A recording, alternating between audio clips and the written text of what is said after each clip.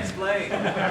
Oh, you want me to explain? Last year, this actually has something to do with nullification. I was going to talk about it later, but I'll talk about it right now. We'll just over and up with it. Last year, I was a speaker at an event called Liberty Forum. I did a presentation called Understanding the Mechanics of a Police State, which you're going to be getting the nitty-gritty, short, summary version today, but I have a really long, in-depth presentation that I do where I go through and talk about the institutions that are growing around us that are using force to manipulate our behavior here in our society. These are institutions that we and our grandchildren are currently funding, which is quite tragic. I was actually going to give a presentation on that, and there was a group who has been working hard to nullify the enforcement of marijuana laws in Keene, and they had been doing these things called 420 smokeouts where they would go and they would smoke in the middle of the town square, and they kept doing it over and over and over and over despite being arrested until they just quit going out and arresting them. And I thought this was really neat, and I had my video camera, and they were going to do one in Nashua.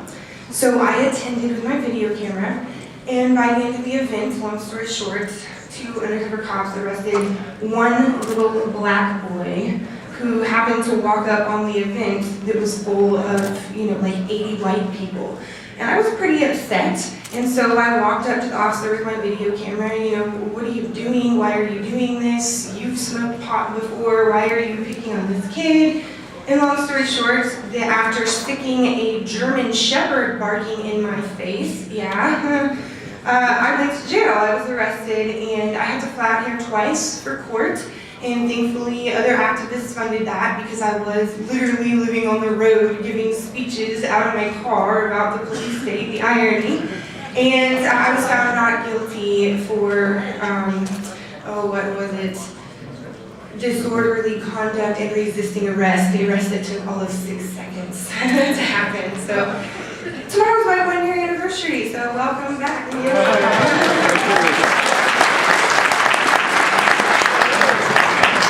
Let me start my stopwatch, I'm a little behind. Okay, so the topic I'm going to be discussing today is not exactly a fun topic to discuss, and I'm going to try and keep it as undepressing as possible. But it is a topic that affects every single person here in this room, every single person in our society, and across the globe. And I am going to make the argument today that we are in fact living in the beginning stages of a very real, very intrusive police state. And I'm not talking small scale here, I'm talking massive technological capabilities that are happening in real time. They're being implemented right now. Now it's scary and it's hard to digest and no one wants to think about it. I didn't want to think about this stuff until I began to be personally affected by this. And it became very real for me, and there were several examples where the state did affect me. They used violence against me for speaking in Missouri. I was arrested then, and I wasn't even trying to, protest. I was just being myself and sticking up for some people I saw being bullied, which I would do anywhere against anyone, badge or no badge, I would like to say.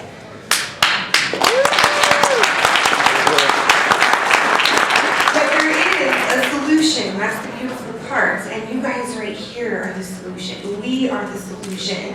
And if not through our city and state representative government, because the federal government has already proven that they are no part of the solution, they are indeed the main root cause of the problem. And if we have the potential, we do have the potential right now to utilize our city and state representative governments, and if that doesn't work, we have ourselves, because we are the most powerful beings on this planet as individuals. And so it is up to us as individuals. Now I'm going to start off with just a brief list of evidence here that we are in fact living the beginning stages of a police state. Body scanners, TSA, fusion centers, the drug war, Iraq and Afghanistan, forced blood withdrawals, checkpoints, license plates, RFID tracking technology, DNA storage of newborn babies' blood by the state, sometimes without not only parental consent, but without parental knowledge. Warrantless wiretapping, the IRS, license plate scanning technology, red light cameras, the threat of mandatory vaccines, HR 645, which would create, it's sitting idly right now, legislation, HR 645, that would create no fewer than 6 detention centers on existing military bases where the control would be moved from the DOD to DHS. That sounds lovely. Tasers, police brutality, being arrested for videotaping, free speech zones, behavior recognition monitoring at airports, intelligence-led policing, and the best part of all this, we're paying for this. We are. We are funding this.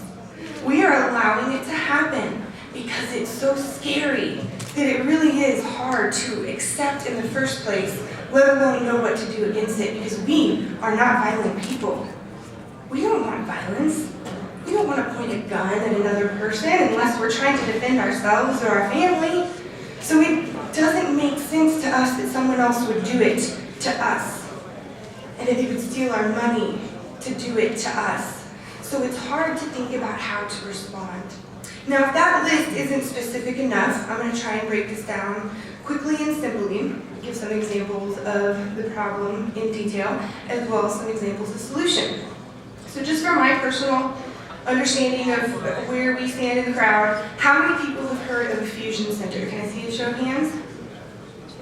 Okay, a little more than half the room. How many people know what I'm saying when I say MIAC report? A little fewer, okay. In 2009, I was living in Missouri, which is my home state, and I live in Texas. And I got a phone call one morning. This is after I was very involved in the 2008 Republican presidential candidate Ron Paul's political campaign. And I was transitioning to state legislative activism. I was helping, which we did successfully, nullify Real ID in the state of Missouri. But I got a phone call that kind of scared me a little and changed my life.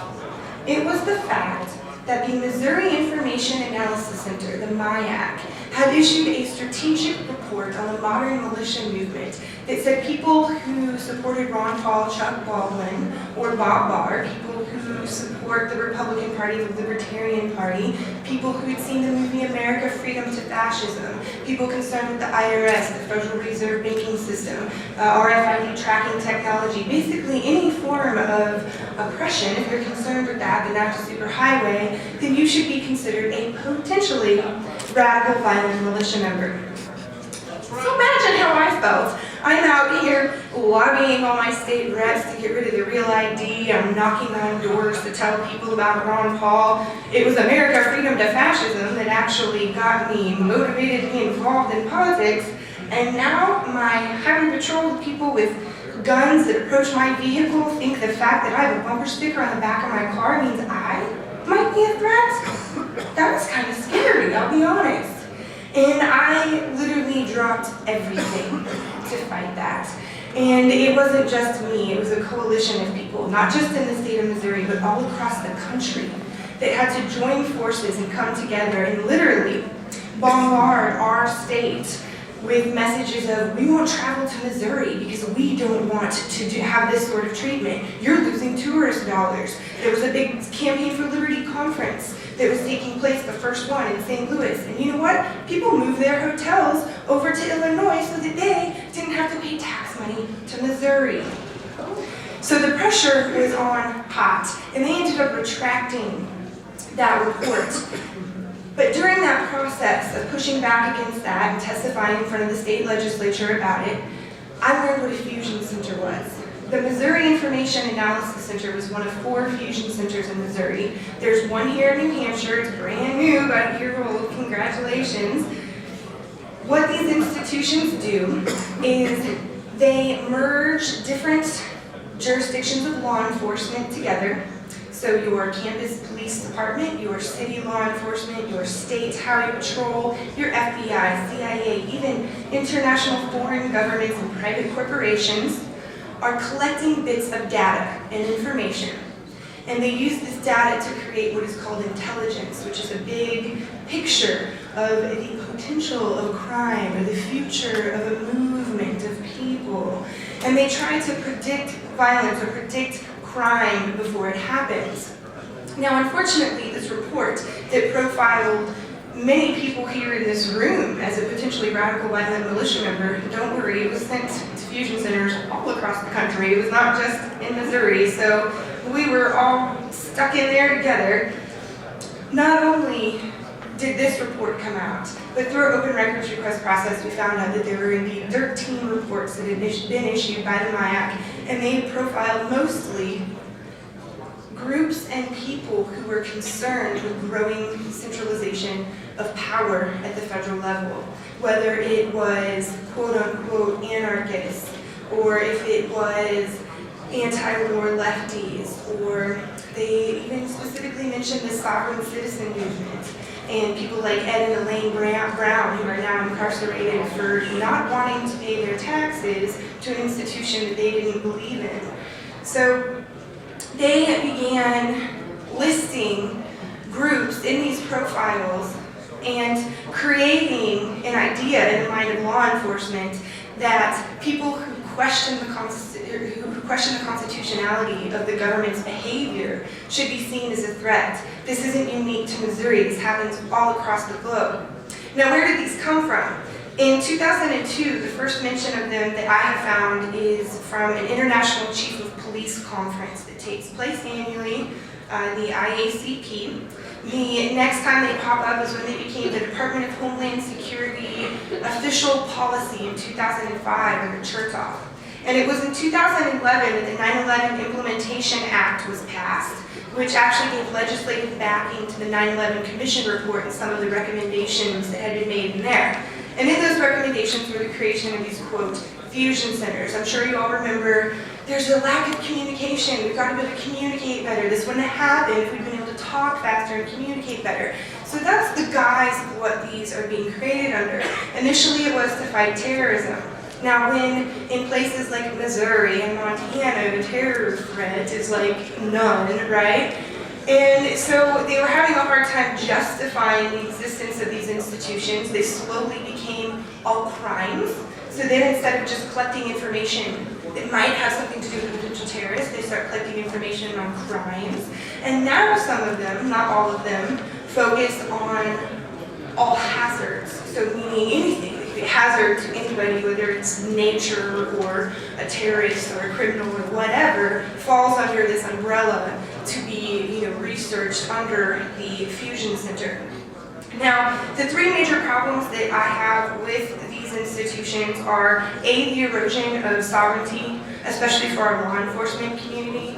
Your city and state law enforcement are losing the opportunity to operate as autonomous institutions, and they are no longer directly accountable to the local communities when they are beholden by a grant application process, a funding process, through the Department of Homeland Security. You see, Sheriff Mack actually took the Brady bill all the way up to the Supreme Court, and he won. And in that decision, it came down that federal law enforcement may not commandeer state or local law enforcement for their bidding. So the federal law enforcement cannot come in and ask state or local law enforcement to do what they want. But, at least in that instance, nothing was said about them bribing them to do what they want and dangling money in the forms of grants in front of them to do what they want. So they're very much so just going right around the Constitution, just skirting right around it, because our cities, our city police department or our state highway patrol are applying for a grant from DHS. So this isn't even being forced upon your local law enforcement. They are asking for it. And they're asking for it because right now, economically, everyone's struggling, whether it's the state or just, your average person trying to eat every day. And in fact, talking to the head of the Missouri Information Analysis Center, he just straight up told me, I draw the line at you taking the 30 jobs that are underneath of me. So if you can find another way to fund these jobs, I will consider it if it's not DHS money. But until you find that other means, I'm going to put my foot down and fight against you, because he couldn't look his 30 Fusion Center staff in the eye and say, I'm sorry, you're going to have to go find another job. So the erosion of sovereignty, and that's through the bribery process, the grant funding process, and they're literally I mean, you are seeing the autonomy just completely disappear. The universal profiling and training. So, has everybody here heard of the Southern Poverty Law Center? Yeah. Is there anybody that hasn't? Anybody? Okay, a couple hands. The Southern Poverty Law Center was formed in the 1970s to basically defend civil liberties and has evolved into, well, some would argue, some would argue that there's actually more nefarious intentions in the beginning, but at least right now, in action, what they serve to do is to identify white supremacists and violent militia types and hate groups and things like that. Now, they send out every quarter to law enforcement and fusion centers all across the country this lovely document right here called the Intelligence Report. Now, if you can see this up close, Page 10. This is their, let's see, summer 2010 issue number 138, called Meet the Patriots. A new generation leads the reborn anti-government movement. My picture in there? Next year, we're in My the picture's right smack dab in the That is good. Yeah, I'll be right next to you next year.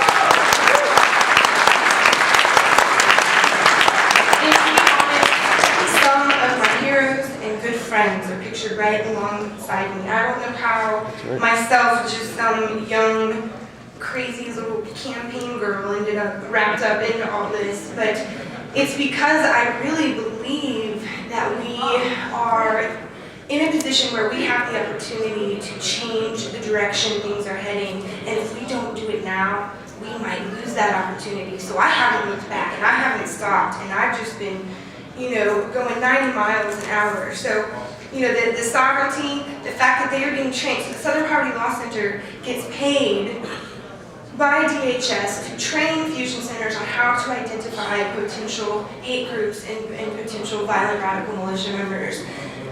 This is dangerous. This is very dangerous. When they are profiling the people that you and I respect as lovers of freedom and peace and the Constitution and mutual respect toward fellow human beings that doesn't involve pointing guns at each other, and they're demonizing us as the threat to our law enforcement, that puts us in a dangerous situation that I think we do, through groups like Oath Keepers, have the opportunity to push back. And my third major problem is how invasive the technology is quickly becoming. Not many people know this, but the FBI have a fingerprint database called the NCIC database. There's all these different tracks. It's got the no-fly list, the terror watch list, blah, blah, blah, blah. That converted last year to what is called the NGI database, the Next Generation Identification Database. So the fingerprint portion I'm discussing here. And so instead of just tracking fingerprints, starting last year, so when I got arrested here in New Hampshire, the FBI started tracking palm prints. So even though I was found not guilty, my entire palms, every marking on my hands are now in an FBI database. And so are most of the people who were processed last year, guilty or not, through the jail, processing system. Now, this year, 2011, they start tracking facial recognition. Yeah, the year after that is eyeball scanners, and the year after that is the scar and tattoo database. This is the Next Generation Identification Database by the FBI. This is your taxpayer dollars. It is debt on the backs of your unborn great-grandchildren that are funding this right here, right now. So you already see the retinal scanners at customs checkpoints, people coming into the United States, they're having their eyes scanned. We're using this technology in Iraq and Afghanistan on brown people who are not protected by the Constitution, and they are bringing it back here. They do scan everybody that goes to Disney World? Lovely. So that's what's happening right now, and so we need to be prepared for the fact that there are soon going to be facial recognition scanners in jails, in wherever. Now, last year we went to the National Fusion Center Conference, which they have every year. One just happened this week in Colorado, and I chose to come up here instead of going there. But we went last year and we got in as the press, and we press passes, Austin Free Press, and we got into the National Fusion Center Conference. And they did call hotel security on us at first because they didn't know what to do, which I thought was so ironic, right? People who are charged with protecting the homeland or calling hotel security on some independent journalists. Right. At this meeting, one of the workshops I attended, they were talking about the speed cameras, the red light cameras and all of these, and how they were moving to the next generation identification database. And at the end, I raised my hand and I said, hi, I have a quick question. Is there a plan to integrate the two of these technologies, you know, with the facial recognition, the eyeball, and the traffic highway scanners? And his response, which got lots of laughter in the room, was not yet. So that means it's coming. They don't have that put together yet, as he said. It was an FBI staffer. So those are my three big issues with these fusion centers. The fact that they are eroding the sovereignty, the fact that they are using extremely invasive technology, and the fact that it is unifying all of the training that every single law enforcement official receives. Now, it doesn't work this way just for fusion centers. I gave this very specific example because most people, A, don't know what they are, B, wouldn't know what they were if someone wasn't telling them, but C, because it's the same similar process for many of the different police state functions that are being implemented today, whether it's blood withdrawals that are happening on the sides of highways, or if it is checkpoints that are taking place. Most, if not all of these, have some aspect of federal funding that are coming down behind them. So, and that goes for TSA, even if they're not getting funding to have the body scanner, they're afraid of losing funding by saying no to it. Like down in Austin, the city council saying, well, we're afraid to say no to the federal government about these body scanners, even though all the people here say they don't want them because we're afraid we'll lose FAA grants. So one of the biggest threats to our personal sovereignty and to our state's ability to function as free institutions is the money that they are dangling in front of our elected officials, is the propaganda that they are shoving down the throats of our law enforcement. And so that means that nullification comes into play in several ways here for us. First and foremost, we need to start saying no to grants. Yay!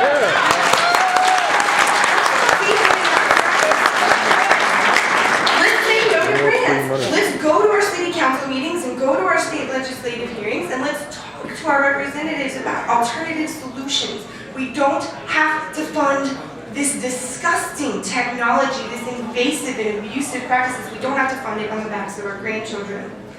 Another way that we can fight against this using nullification would be to nullify the 9/11 Implementation Act of 2007 that authorizes fusion centers. Go talk to your state reps. Get them to undo that mess. They already have 74 plus that are operating here in these United States. You've got one here in New Hampshire. I mean, someone has got to start somewhere saying, no, we are not going to do this. Another way is to nullify the propaganda, okay? Use the Oath Keepers concept to show up to your local fusion center. John Bush and I have traveled the country showing up to fusion centers, looking the director in the eye and saying, hi, my name is Catherine. I believe all these things. I'm not a threat. And when they see your whites of your eyes, and they feel the love in your heart and the warmth in your handshake, they are going to know that you are not a violent, potentially dangerous radical militia member. Even if you do happen to be a militia member, it doesn't mean you're violent, radical, and dangerous, right? So you need to go out and nullify through your actions and through your own words that propaganda that is being sent to fusion centers all across the country. One of the projects we want to do, we have an organization called Operation Defuse. You can check out to learn more about these fusion centers. It's operationdefuse.com, D-E-F-U-S-E. We've got all sorts of videos. We've got copies of open records requests and different reports that have been issued. But yes, one of the things that we want to do is start publishing what would be called the counterintelligence report, and have people like Sheriff Mack and Tom Woods write the articles that we send to every single fusion center 4 times a year.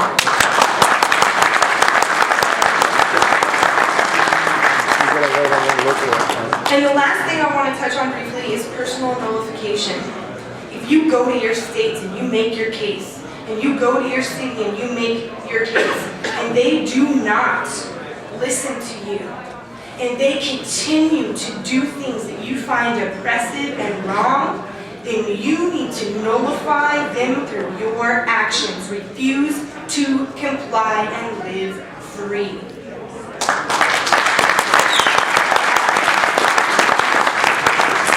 Now, just 1 month ago, I was giving a presentation in California, and I said on the stage, it just popped out of my mouth, that I was dedicating myself to living a principled life, and that I was not going to do anything I was uncomfortable with. Now, John and I had just found out that we are going to be having our first child, which is really exciting. And on the way home from that event, and I just got done speaking for an hour about fusion centers and police states, I was selected to go through the body scanner. And I said, no, I declined. My doctor said I should not. I'm not going to go through the body scanner. And after 2 hours of negotiation, they brought in the head of security back from home. I talked to dozens of TSA agents as well as 5 different police officers. Every single person I talked to agreed that it was wrong, that it was their job, and they would not let me on the plane without having hands in my pants and a hand go all the way up my leg to my torso. Okay, so my choices were be radiated or violated, right? And you know what? John and I took the train home.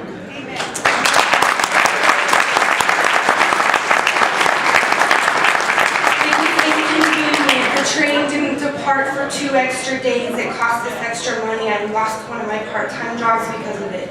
But I made a decision that I don't want my child to look back at my actions before they come into this world and to resent me. I want my child to know that I'm doing everything in my capability to stop this now. And if my state reps won't listen, I'll be damned, I'll go to my city. And if my city council reps won't listen, then I'm done talking and I'm going to start acting and I'm going to step and I'm going to walk the walk every single day, and I'm going to refuse to back down just because someone in a badge or who's been elected by supposedly free people tell me that I have to behave a certain way. So I want to do something a little uncustomary real quick before I step down, because we're in a really neat place. And there are actually multiple people here in this room right now that have made the choice to not back down when confronted with a badge and a gun when they were doing what they felt was right for freedom and for themselves and for their morals. And so I would like anybody who has been arrested or detained or otherwise abused by the state while doing something in the line of duty of activism to please stand up for a round of applause, because you are the true American patriots that are living right now today.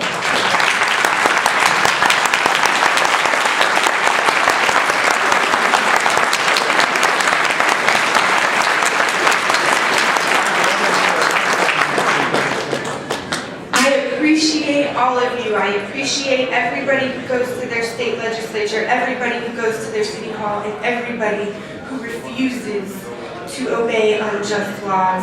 I thank you guys for having me back to New Hampshire, and let's just hope I make it back to Texas without going to jail this time.